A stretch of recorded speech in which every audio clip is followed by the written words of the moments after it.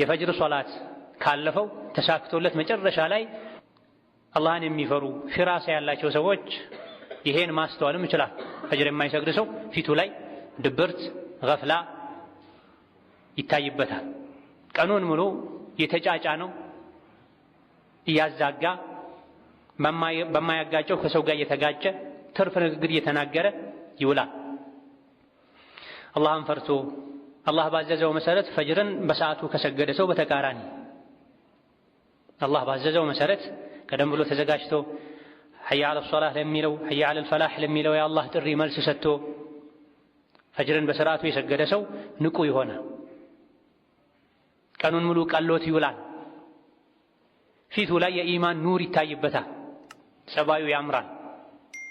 ደረቱ ሰፊ ይሆናል። ነገሮችን መቋቋም ይችላል።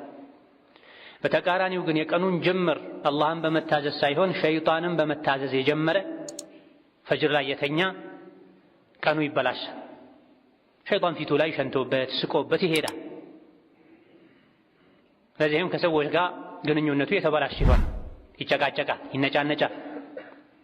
ቀኑን በወንጀል ስለጀመረው ቀኑን ሙሉ ጠዋት የጀመረው ወንጀል ሌላ ወንጀል እንዲሰራ በር ይከፍትለታል፣ ይገፋፋዋል። ከሰሓቦች እንደተነገረው አልሐሰነቱ ተቁሉ ኡኽቲ ኡኽቲ ተብሏል። መልካም ሥራ እህቴን አስከትልልኝ ይላል፣ መጥፎ ሥራም እህቴን አስከትልልኝ ይላል ተብሏል። አንድ የኸይር ሥራ የሠራ ሰው የዛ ኸይር ሥራ የዱንያ ጀዛው ሌላ ኸይር ሥራ መስራት፣ አንድ የወንጀል የሠራ በሩን የከፈተ ደግሞ የዛ የወንጀሉ ቅጣት እዚህ ዱንያ ላይ ሌላ ወንጀል እንዲሠራ ይደረጋል። የመልካም ሥራ ጀዛው መልካም እንጂ ሌላ ነው እንዴ ተብሏል። በዱንያም በአኼራም መልካም ሥራ መልካም ጀዛ አለው። ስለዚህ ፈጅርን ከሸይጣን ጋር ጂሃድ በማድረግ ልንጀምር ይገባናል። ገና ማለዳ ላይ ልንሸነፍ አይገባም።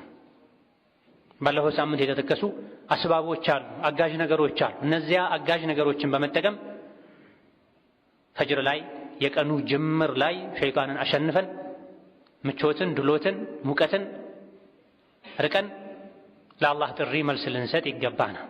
ወንዱም ሴቱም በፈጅር ጉዳይ አላህን ሊፈራ ይገባል።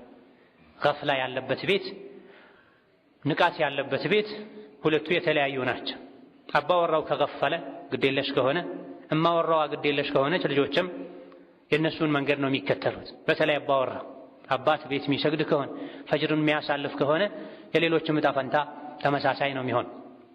ፈጅርን በስርዓቱ ለመስገድ ከሚያግዙ ነገሮች አንዱ ራስን መውቀስ ነው፣ ራስን መተሳሰብ ፈጅር ሲያልፈን